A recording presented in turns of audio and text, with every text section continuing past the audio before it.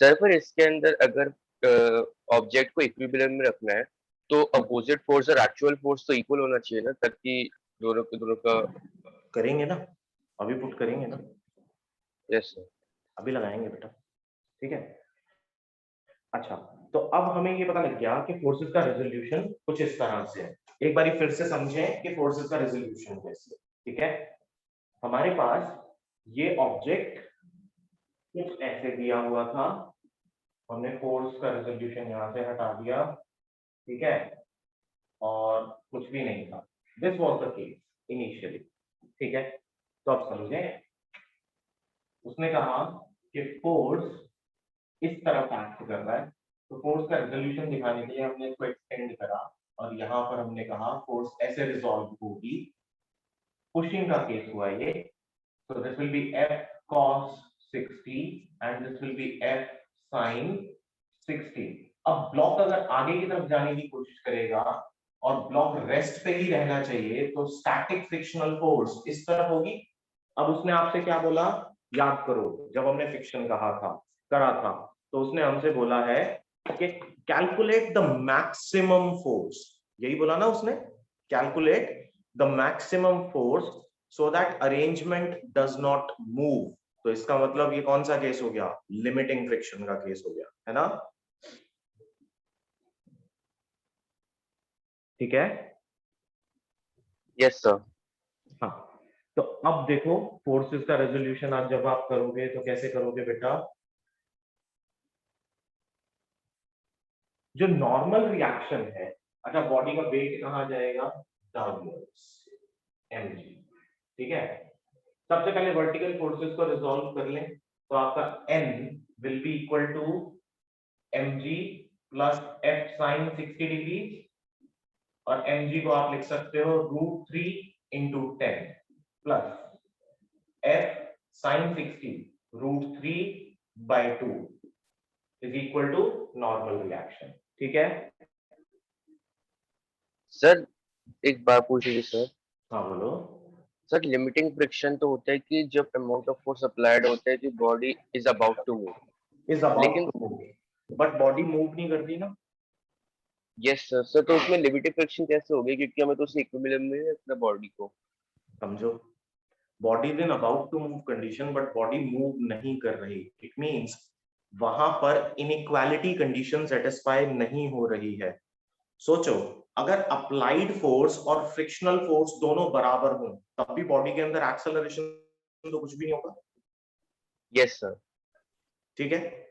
तो इसका मतलब क्या हुआ, फ्रिक्शनल फोर्स मैक्सिमम कब होती है, जब अप्लाइड फोर्स मैक्सिमाइज कर जाए, ठीक है।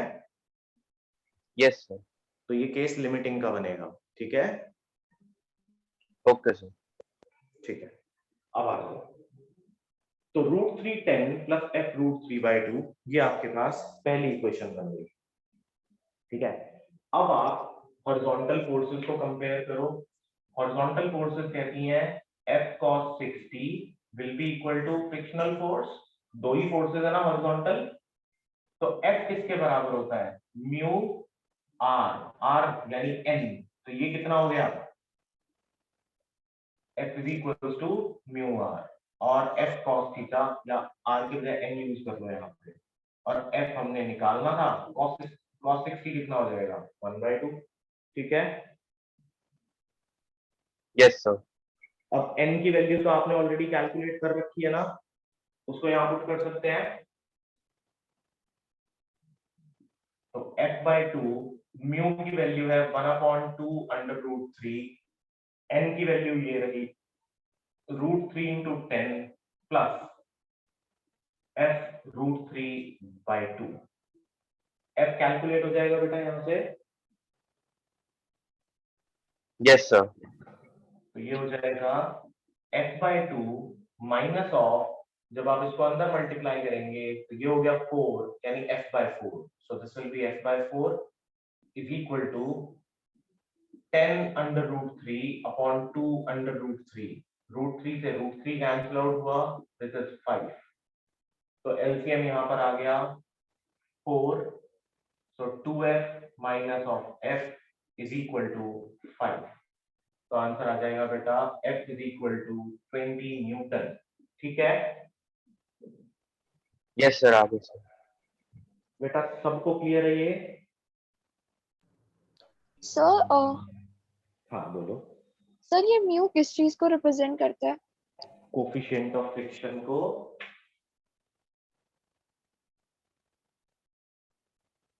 कोफिशिएंट ऑफ फ्रिक्शन, हमने क्या बोला था कि फ्रिक्शनल फोर्स, याद करो, frictional force is directly proportional to the normal reaction.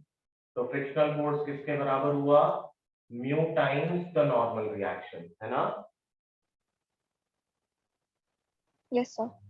Laws of friction लिखवाए थे मैंने, उसमें आपको ये बात बताई थी कि frictional force is directly proportional to the normal reaction.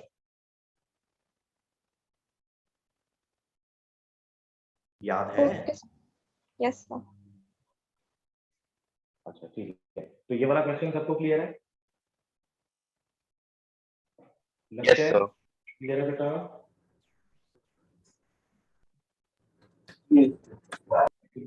Dhruv, yes sir. Lavanya, समझ आ गया बेटा?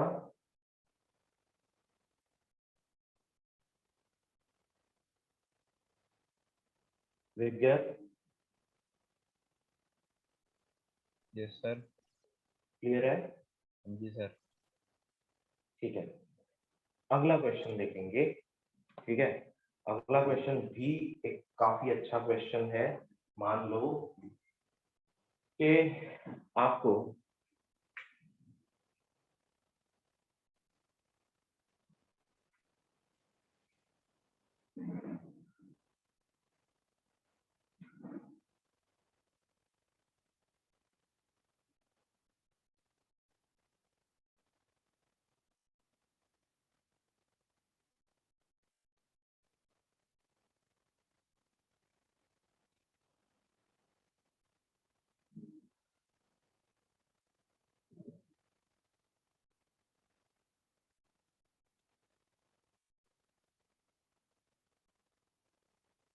देखो जरा, नाउ द क्वेश्चन इज कि आपको ये एक फिगर दे रखी है, जिस फिगर में एक यूनिफॉर्म स्फीयर है जिसका वेट है W और रेडियस है 5 centimetre, is held by a string as shown in the figure. ये स्ट्रिंग है, इस स्ट्रिंग से आपने इस स्फीयर को 5 सेंटीमीटर के स्फीयर को रोक के रखा। तो सेंटर से लेके पॉइंट ऑफ सस्पेंशन यहां तक का जो डिस्टेंस है ये है 12 सेंटीमीटर, और इस बॉडी का वेट कितना है? W। ठीक, क्वेश्चन कहता है calculate the tension in the string. अब टेंशन कैलकुलेट करनी है, कैसे करोगे?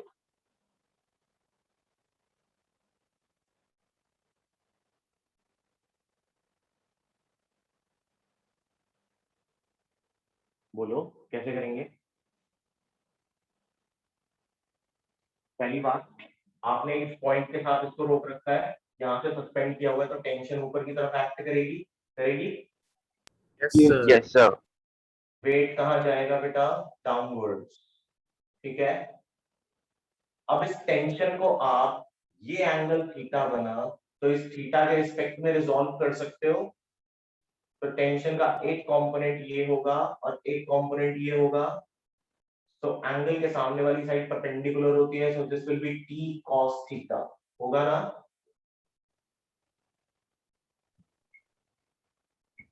Yes sir. और ये होगा आपके पास t sin थीटा। ठीक है बेटा, तो ये फाइनली फोर्सेस का रेजोल्यूशन हो गया।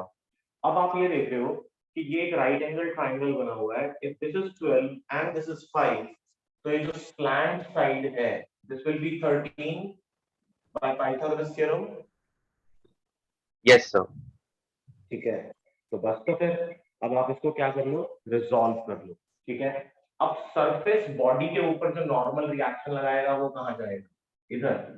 तो देखो t sin theta will be equal to n and t cos theta will be equal to the weight of the body.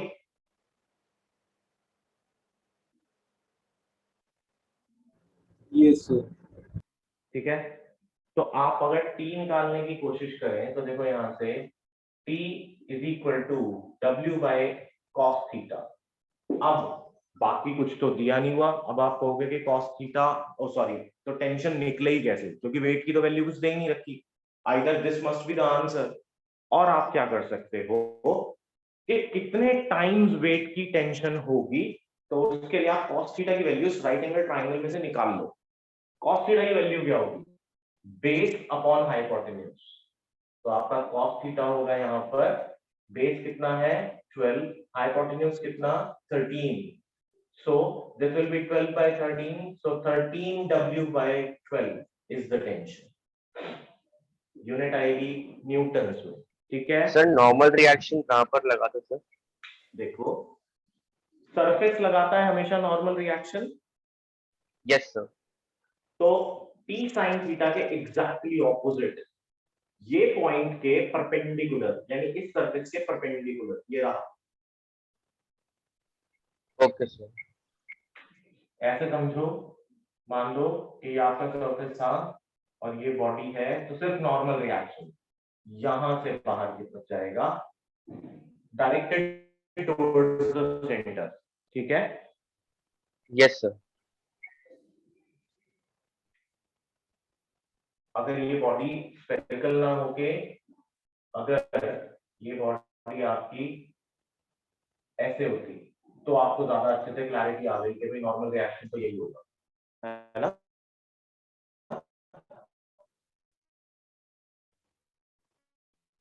Sir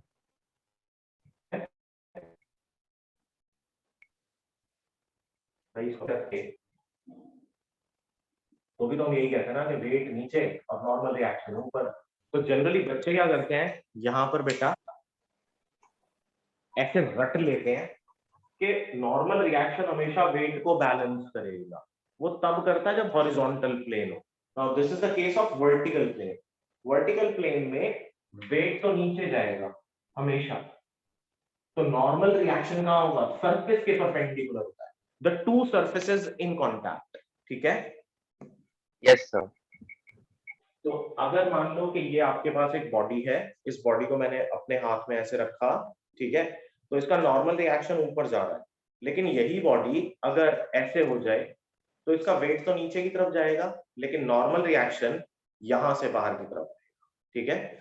यानी वो होता है दो सरफेसेस जहां पर आपस में कांटेक्ट में होंगे उसके परपेंडिकुलर, ठीक है।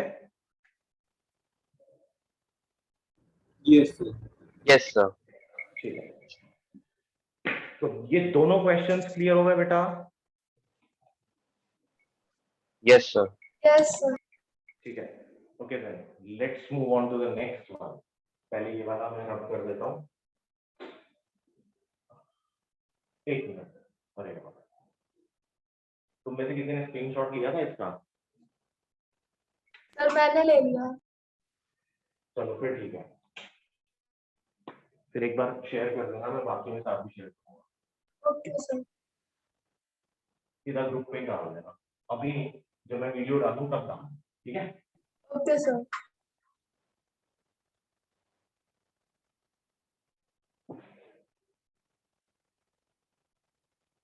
अच्छा जी, नेक्स्ट क्वेश्चन देखें। अब ये तो सिंपल वाला क्वेश्चन है वैसे तो, ठीक है, आप लोग सभी कर ही लेंगे क्योंकि हमने पहले इसको ट्राई किया हुआ है, ठीक। ये एक काम करता है, एक हॉरिजॉन्टल वाला क्वेश्चन और करते हैं, ओ सॉरी वर्टिकल प्लेन वाला क्वेश्चन और करते हैं। चलो, आपके पास ये एक वर्टिकल प्लेन, यहाँ पर एक बॉडी ऐसे, और इस बॉडी के ऊपर हमने फोर्स लगाई 10 न्यूटन, ठीक है। तो क्वेश्चन में करना क्या है, क्वेश्चन कहता है कि एक 10 न्यूटन की हॉरिजॉन्टल फोर्स इस ऑब्जेक्ट को होल्ड करने के लिए नेसेसरी है। हमने वो अगेंस्ट द वॉल इस ऑब्जेक्ट को होल्ड करने के लिए 10 न्यूटन की एक फोर्स अप्लाई कर दी। जो सरफेसेस हैं दोनों कांटेक्ट में, उनके बीच का जो कोफिशिएंट ऑफ फ्रिक्शन है दैट इज 0.2। म्यू कितना है? 0.2। तो अब आपको क्या कैलकुलेट करना है? The weight of the block. तो वेट ऑफ द ब्लॉक कैसे निकालोगे? सर हमें सर जो न्यू है, जो फ्रिक्शन फोर्स लगेगा वो बॉल से लगेगा। एक मिनट होल्ड करना, एक मिनट।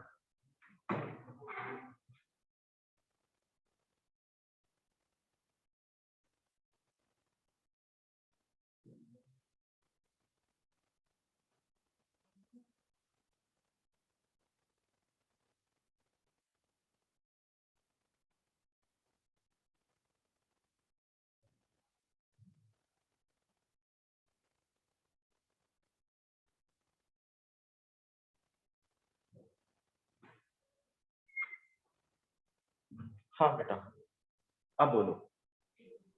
सर जो फ्रिक्शन फोर्स लगेगा वो बॉल से लगेगा ना, क्योंकि बॉडी को हाँ, होल्ड वगैरह करना है। बॉल और सरफेस के बीच में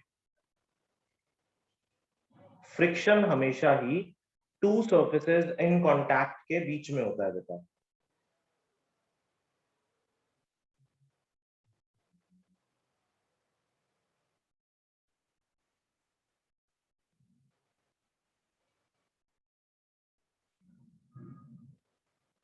कैसे करेंगे ये बताओ?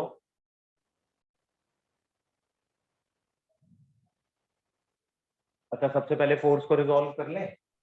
देखो जरा, पहली बात मैं म्यू यहां लिख देता हूं। इसका जो वेट होगा वो डाउनवर्ड जाएगा, mg आएगा। Yes sir. ठीक है। नॉर्मल रिएक्शन किस तरफ आएगा बेटा? इस तरफ, सरफेस के perpendicular. Yes sir. Frictional force कहां एक्ट करेगी? पीछे की तरफ। ठीक है। Okay sir. भाई वेट की वजह से ये ऑब्जेक्ट नीचे की तरफ ही गिरेगा ना, ऊपर तो जाएगा नहीं। Yes, sir. ये आपका प्लेन सरफेस है, वर्टिकल प्लेन है। मैंने यहाँ पर इस ऑब्जेक्ट को रखा, तो इस ऑब्जेक्ट को यहाँ पर होल्ड पे रखने के लिए मुझे इसको किसी फोर्स के साथ लगाना पड़ेगा।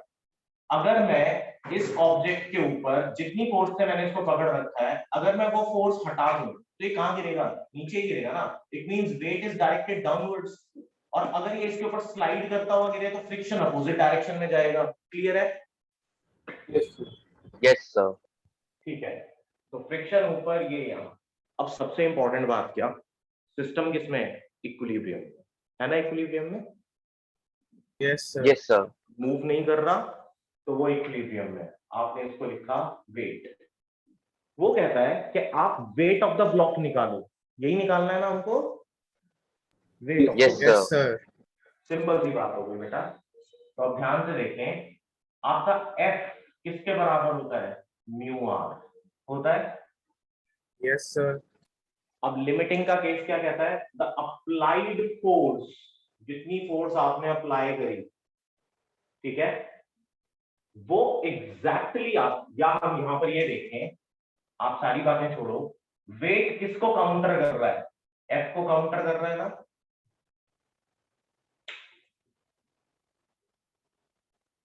वेट की डायरेक्शन डाउनवर्ड्स, फ्रिक्शन फोर्स की डायरेक्शन अपवर्ड्स। तो weight is equal to frictional force होगा। Yes, sir.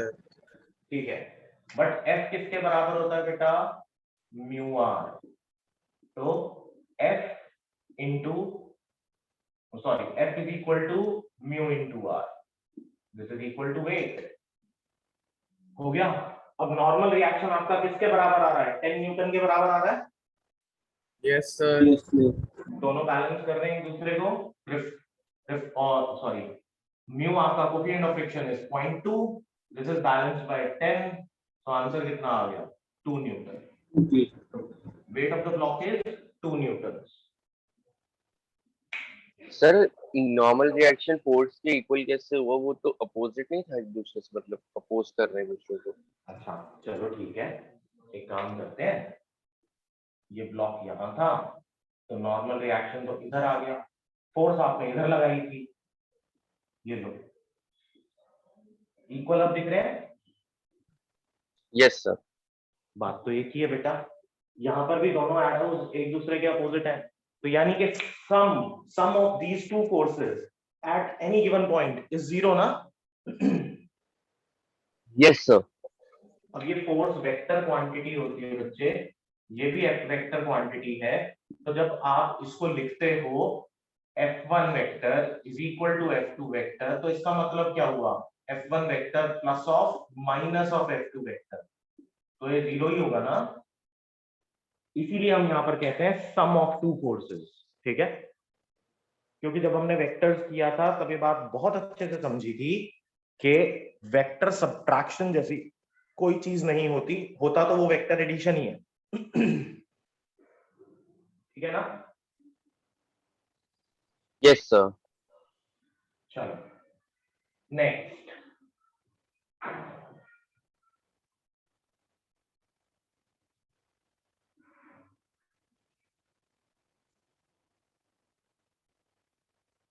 अगला क्वेश्चन,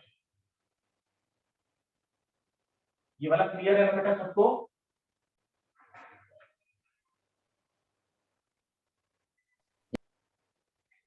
Yes, sir. तो मतलब वर्टिकल प्लेन के अगर क्वेश्चंस आएंगे तो आप लोग कर लेंगे इजीली, है ना।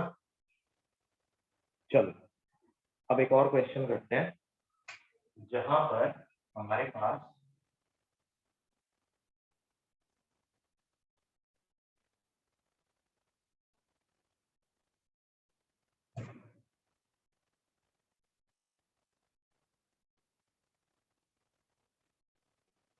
ये दो पुलीज हैं और इन दो पुलीज में से एक वेट यहां पर है और एक वेट हमारा यहां पर है, और सेंटर पर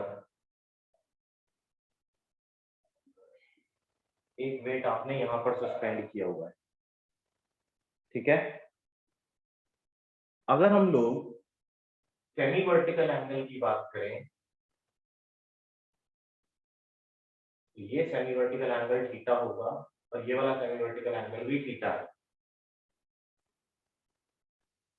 इंपॉर्टेंट बात ये है कि इस ब्लॉक का मास m, इसका भी मास m, लेकिन इस ब्लॉक का मास है √2 टाइम्स ऑफ m, ठीक है। रूट सिर्फ 2 पे है, बाकी कहीं नहीं है, ठीक है। Yes sir. क्वेश्चन है, calculate the angle theta for which the system remains in equilibrium. Calculate the angle theta for which system remains in equilibrium.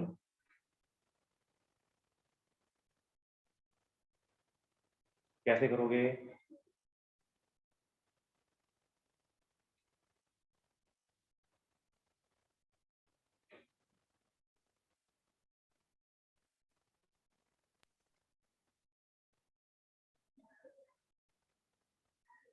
Sir जो mg नीचे की तरफ लग रहा है उसको रिजॉल्व कर सकते हैं, या फिर टेंशन जो उसके ऊपर लग रही है उसके ऊपर पुली की स्ट्रिंग के ऊपर। चलो ठीक है, लैमिस थ्योरम याद है सबको? ठीक है, देखो ध्यान से, अगर मैं इसके वेट की बात करूं तो इसका वेट कहां जा रहा होगा, √2 टाइम्स ऑफ mg डाउनवर्ड्स जा रहा होगा ना। Yes sir. आप इस पॉइंट के ऊपर देखो कितनी फोर्सेस एक्ट कर रही हैं। Let's say this is tension T1, let's say this is tension T2, act कर रही हैं दो अलग अलग टेंशंस। Yes, इस sir. पॉइंट के लिए सिस्टम को इक्विलिब्रियम में रखने के लिए मैं इस पर्टिकुलर डायग्राम को फ्री बॉडी डायग्राम दोबारा से ड्रॉ कर दूं, तो ये फ्री बॉडी डायग्राम होगा, this is √2 times of mg, this is T2, this is T1, हो गया। और ये जो सेमी वर्टिकल एंगल है ये आपका थीटा था, ये भी आपका थीटा, ठीक है बेटा।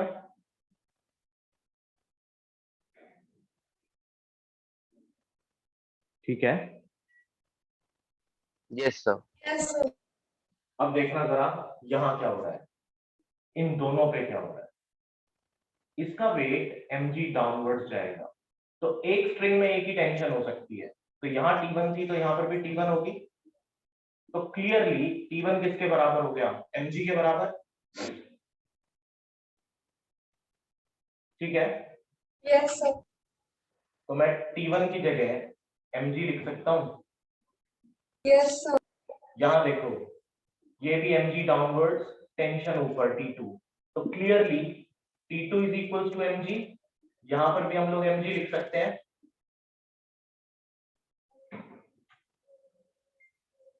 हो गया।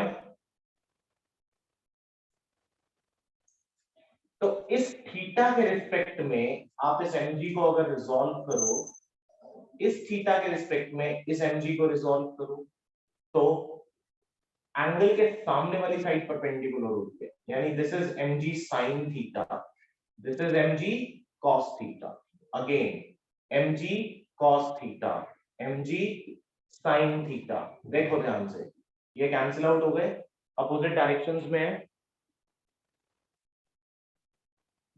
Yes, sir. ठीक है, तो बचा क्या, mg cos theta plus mg cos theta, यानी 2mg cos theta is equal to √2 times of mg। Yes, sir. तो mg से mg कैंसिल आउट हो गया, तो cos थीटा इज √2/2 यानी कि 1/2। तो थीटा कितना हो गया, 45 डिग्री। डन। Yes, sir. तो क्वेश्चन को अप्रोच करने का तरीका क्या हो, क्वेश्चन को अप्रोच करने का तरीका होता है कि हम सिंप्लीफाई करने की कोशिश करें क्वेश्चन को, ना कि उसी जगह पर हम लोग उसको ज्यादा कॉम्प्लिकेटेड कर दें। अब अगर आप यहीं पर डिफरेंट टेंशंस लेते, उसको ऐसे ऐसे कर लेते, और या फिर सोचते कि ये सेमी वर्टिकल एंगल क्या हो गया, तो फिर क्वेश्चन करना मुश्किल हो जाता है। बहुत सारे केसेस में हम लोग इसको थीटा थीटा ना मान के 2 थीटा ही मान के भी कर लेते हैं, बट फिर टी का रेजोल्यूशन करना पॉसिबल नहीं होता, फिर आपको प्योर लैमिस थ्योरम अप्लाई करनी पड़ती है। उसमें क्या करना पड़ता है, देखो जरा, इसको आप मानते 2 थीटा, ये नीचे आ रहा था, तो ये तो 90 हो गया, ठीक है, ये भी 90, तो ये कितना हो जाता मेरा, अगर मैं इसको कुछ अल्फा मानता तो ये हो जाता 180 minus 2 theta minus of alpha, तो अंदर प्लस आ जाता। अब ये ज्यादा कॉम्प्लिकेटेड हो गया ना बेटा सॉल्व करना, है ना। Yes sir. कॉन्सेप्ट हमने लैमिस थ्योरम वाला ही लगाया, बट यहां पर हमने जो हमें इंफॉर्मेशन दी है, we are strictly following that information, तो उससे हमारा क्वेश्चन इंटैक्ट रहता है, क्वेश्चन खराब नहीं होता, और क्वेश्चन को सॉल्व करने के चांसेस बढ़ जाते हैं। क्लियर है ये वाला क्वेश्चन सबको?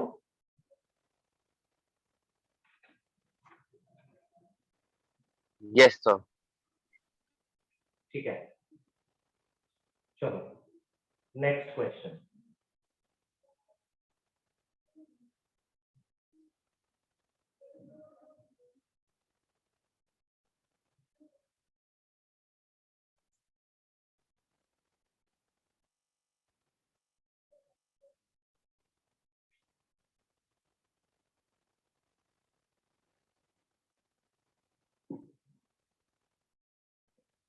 अच्छा, मान लो कि मेरे पास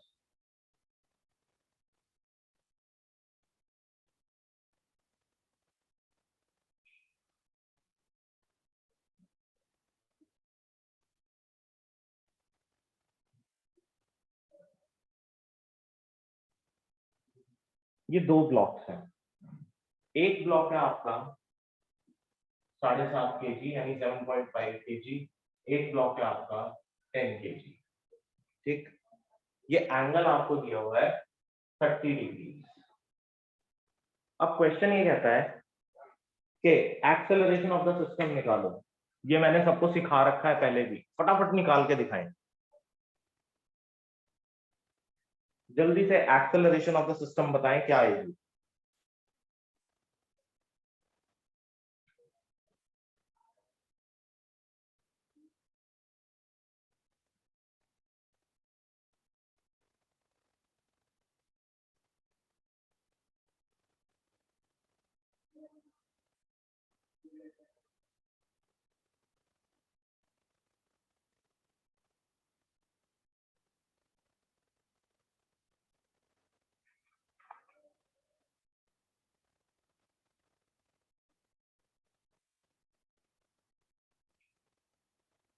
और जैसे ही ये हो जाए तो दूसरा क्वेश्चन का देखिए।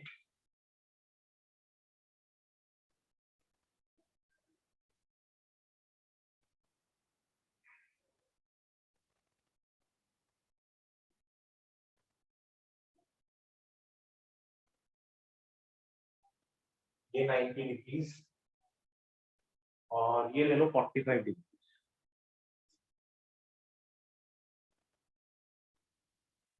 और ये जो ब्लॉक है इसका मास ले लो 100 kg। ठीक है, यहां आपने बतानी है टेंशन इन द स्प्रिंग।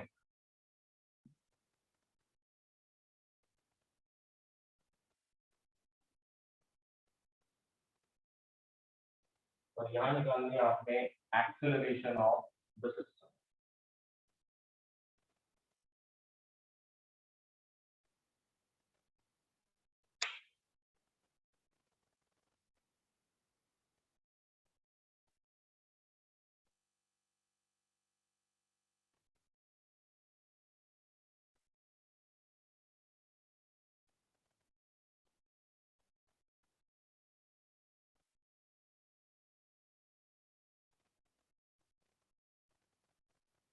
हो गया?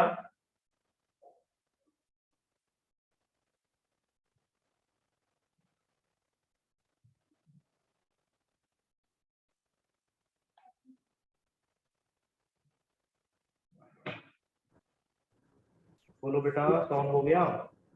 सर एक बार थीटा दोबारा बता दो कैसे लेते हैं। 30 सर डिग्री कैसे नहीं है? सर थीटा 30 डिग्री कैसे लेंगे दोबारा एक बार बता दो। अच्छा, थीटा 30 डिग्री कैसे लेंगे? अच्छा देखो ध्यान से, यहाँ बेटा मैंने आपको बोला था आप इसके की बॉडी डायग्राम्स बनाएं। ये आपका फर्स्ट है, ये आपका सेकंड है।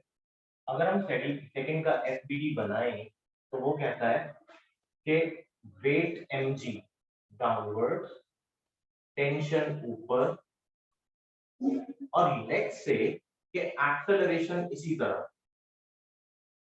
तो सिंपल सी बात, mg बड़ा हो गया t से, तो mg minus T is equals to ma। बन गई पहली इक्वेशन। Yes, sir. अब इधर देखें, इसका वेट नीचे जाएगा mg, ठीक है, कैपिटल M के, ये टेंशन इधर, तो नॉर्मल रिएक्शन तो इधर जाएगा ना बेटा, Yes, sir. n। तो अब आप नॉर्मल रिएक्शन को अगर रिजॉल्व करो तो आप या तो कहो mg को रिजॉल्व कर रहे हो नॉर्मल रिएक्शन को, ये 30 है तो ये भी 30 डिग्री होगा, तो ये बन जाएगा आपका mg sin 30 और ये हो जाएगा mg cos 30। अब देखें इस वाले में FBD2, ये टेंशन, ये आपका mg sin 30, और बॉडी एक्सेलरेशन मैंने इस तरफ मानी तो इधर एक्सेलरेशन ऊपर होगी तो बॉडी ऊपर जा रही है, यानी t बड़ा है mg sin 30 डिग्री से, तो t minus of mg sin 30 degree will be equal to, m के बजाय कैपिटल M लो यार, मैंने तो कैपिटल M लिया,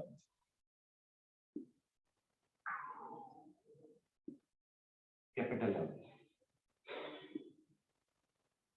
तो दिस विल बी ma। ठीक है,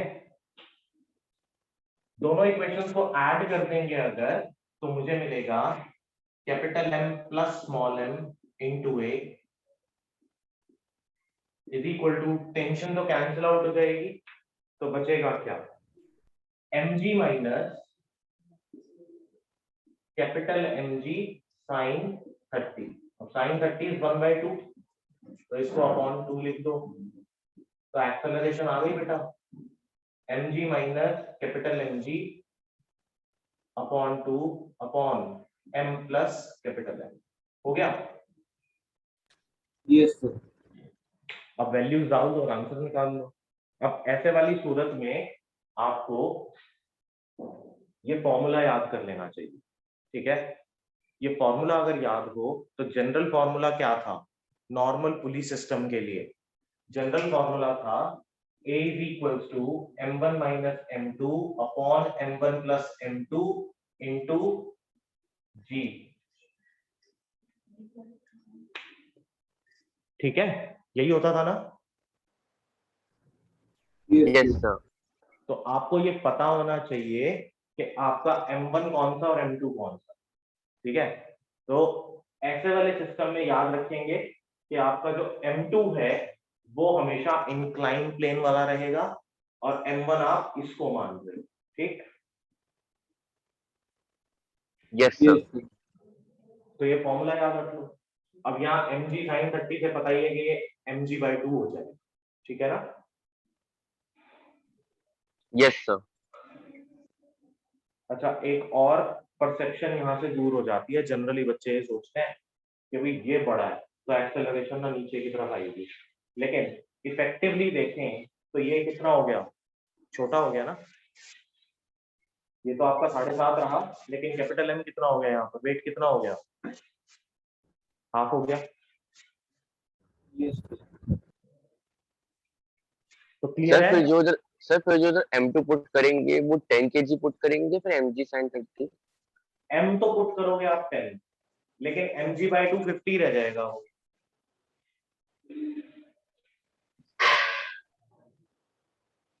भाई आप तो m की वैल्यू पुट करोगे ना बेटा, यस सर। तो mg मतलब वेट कितना रह जाएगा, हाफ रह गया, क्योंकि किस यस पे सर। डिपेंड कर रहा है। अगर ये एंगल 45 होता तो वो कितना होता, 100/√2, यस सर। ऐसे हो, ठीक है। तो ओके सर। ये वाला क्वेश्चन क्लियर है सबको, यस ठीक है। ये वाला करें, जल्दी से ट्राई करें और फटाफट बताएं कि क्या आंसर आएगा।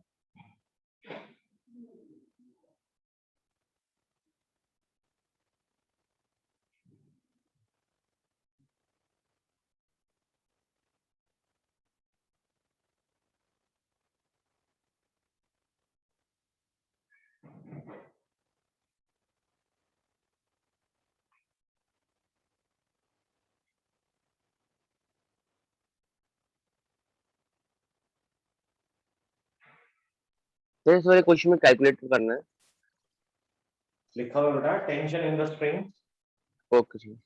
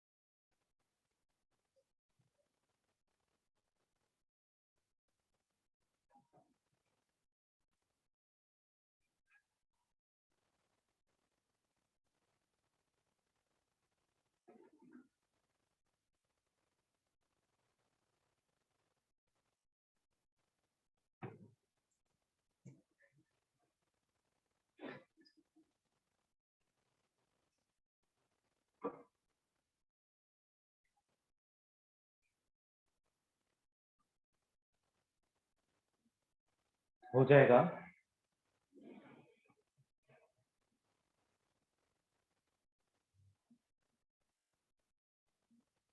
यस सर हो जाएगा। गुड अनुभव, जल्दी से बताओ सर।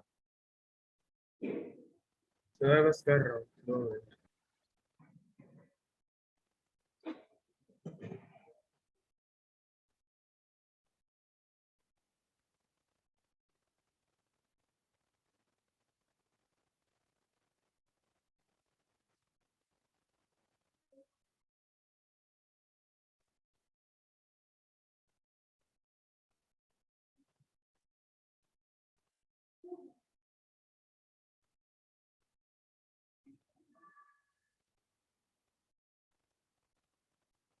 आज शाम तक ये वाली वर्कशीट भेज दूंगा तुमको।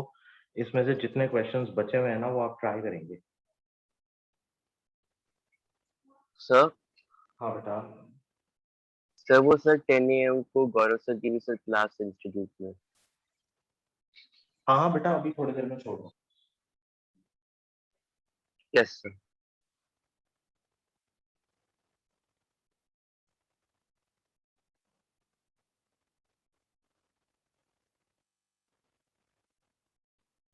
करें? चलो देखो। अच्छा बेटा एक बात बताओ, ये 90, ये भी 90, ये 45, तो ये कितना बच गया?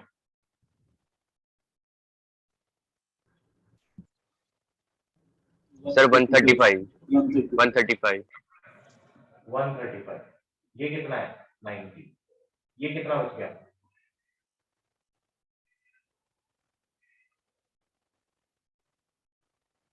बोलो।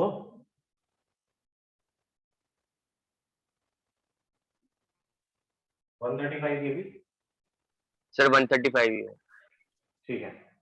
अच्छा मान लें कि ये मेरा टेंशन है T1, ये टेंशन है T2, ये टेंशन है T3।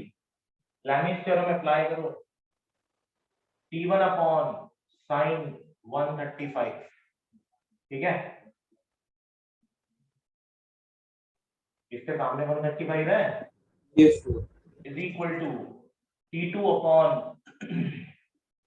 Sign 90 is equal to T3 upon sine 135। लेकिन T1 तो 100G के बराबर भी है, mg, है ना? Yes, sir. बस तो फिर देखो जरा, 100G सीधा 1000 ही लिख लो। 1000 अपॉन साइन 135 C2 के सर साथ 100 kg था सर। हाँ बेटा, G तो एक्सेलरेशन ड्यू टू ग्रेविटी है ना। Yes sir. Okay 100 kg into G तो 1000 हो गया ना, न्यूटन। ये 100G है, तो 1000 upon 135 is equal to T2 sin 90 1 होता है। Similarly 1000 upon sin 135 is equal to T3 upon sin 135। तो देखो जरा, T3 की वैल्यू तो आ गई 1000 न्यूटन। sin 135 को क्या लिख सकते हैं? sin 90 plus 45। 90 प्लस 45 को क्या लिख सकते हैं? cos 45। cos 45 को क्या लिख सकते हैं? 1/√2। तो 1000 under root 2 newton is equal to T2। ठीक है बेटा? Okay sir. तो T1 आ गया 1000 न्यूटन, T3 आ गया 1000 न्यूटन और T2 आ गया 1000√2 न्यूटन। ठीक है?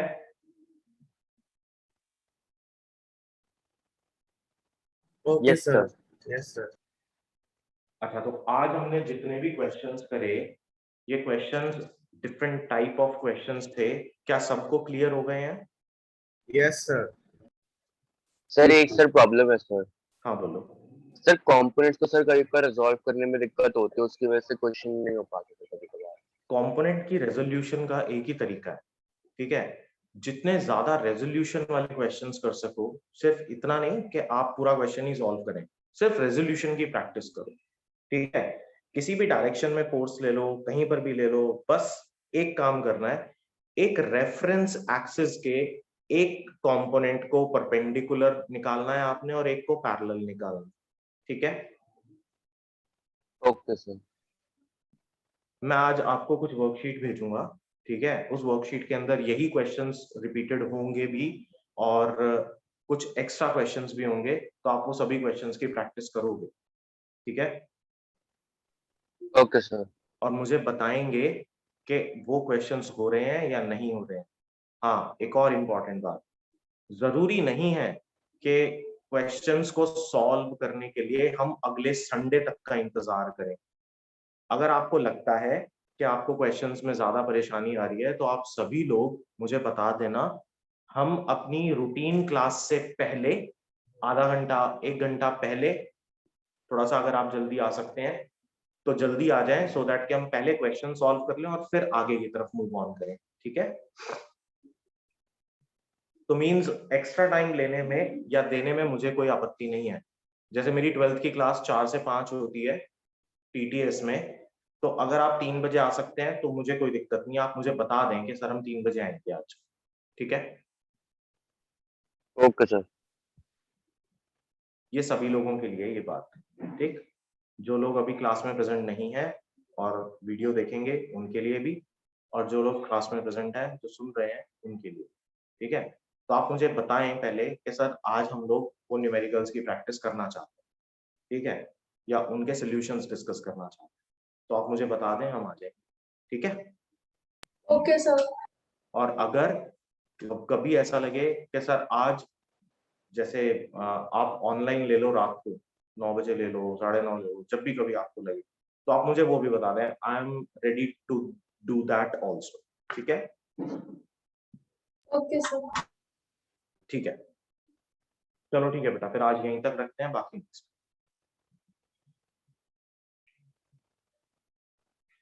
Thank you sir. ओके बेटा, थैंक यू।